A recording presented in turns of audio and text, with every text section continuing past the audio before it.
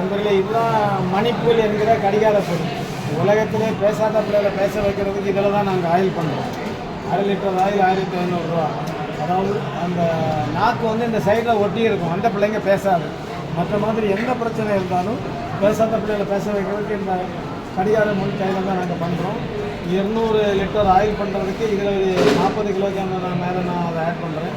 இந்த முள்ளை பற்றி நிறைய மக்களுக்கு தெரியாது. ஆக்சுவலாக இந்த முள்ளை பற்றி கற்றுக்கிறதுக்கு நான் என்ன பண்ணுறேன்னா, இதுக்கு அந்த பின்னாடி நம்ம அம்பு மாதிரி ஒரு முள் இதுக்கு இருக்கும். இதை பார்த்து இதை பார்த்தீங்கன்னா என் நகத்துக்கு உள்ளாடி நான் வச்சு அதை டெஸ்ட் பண்ணுறதுக்கு என் பாடி தான். சிச்சை பிள்ளைலாம் கிடையாது. இப்போது முன்னாடி சிச்சை பிள்ளைகளுக்கு அதை கொடுத்து சாகடிச்சிடுவாங்க. எனக்கு எங்கள் அரசாங்கம், நம்ம அரசாங்கம் நல்ல அரசாங்கம் இருக்கிறதுனால அந்த மாதிரிப்பட்ட போலிகளை எல்லாம் பிடிச்சி உள்ளே போட்டுருவாங்க.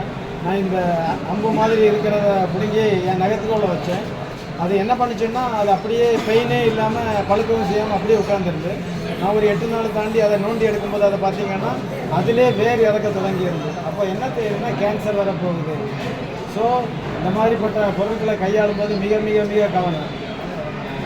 அது அது எப்படி ஒரு அபூர்வமான பொருளும், அதுவும் கடிகார முள் அப்படின்னு பெயர் போட்டிருக்காங்கன்னா தமிழை எவ்வளோ தரை சிறந்தவன் அதை நீங்கள் நல்லா புரிஞ்சுக்கணும்.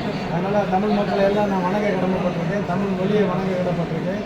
இந்த லா லா லா இந்த எழுத்துக்களை வந்து உலகத்திலே கிடையாது. நம்ம வந்து அளவுக்கு அதிகமான ஆல்பபெட்டில் ஒரு மொழி பேசுகிறதுல சந்தோஷப்படணும். 26 எழுத்தை வச்சுட்டு ஒருத்தன் எவ்வளோ புசுகி காட்டுறேன்னு உங்களுக்கு தெரியும் நண்பர்கள். நம்ம இவ்வளோ எழுத்து வச்சுருக்கிறது நமக்கு எவ்வளோ திமிரு இருக்கும், எவ்வளோ கொள்கையே இருக்கும், எவ்வளோ கோட்பாடு இருக்குன்னு புரியணும். அதனால் பிள்ளைகளுக்கு எல்லாம் மம்மி டேடி இதை விட்டுருங்க. மம்மின்னு சொன்னால் எய்த்திய பிணங்களை 12 முழம் துணி உள்ள 12 முழம் நீளமான துணியினால் சுற்றுறதுனால அதுக்கு பேர் மம்மி. அதனால் உங்களை செத்த பண்ணான்னு கூப்பிடுறதுக்கு அம்மா மாதிரி அலோவ் பண்ணாருங்க. டேடின்னு சொல்கிறது வந்து ஸ்பெயின் லாங்குவேஜில் ட்ரான்ஸ்லேஷன் பண்ணி பாருங்கள். பிணம் சுமக்கும் ஜடம் அப்படின்னு அர்த்தம். அப்போ அப்பாக்களையும் பிணன்னு கூப்பிடுறாங்க, அம்மாக்களையும் பிணம்னு மம்மி டேடின்னு கூப்பிடுறாங்க.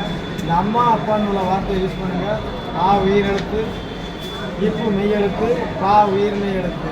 ஆ உயிரெழுத்து, இப்பு மெய்யெழுத்து, பா உயிர்மெய் எழுத்து. அதாவது உயிரும் உடலும் சேர்ந்த ஒரு உருவத்தை வந்து அந்த தமிழ் வார்த்தை வச்சுருக்குறாங்க. இந்த வார்த்தையை பேசினாலே நீங்கள் இறைவனுக்கு சமமாக வளர போவது முடியும்.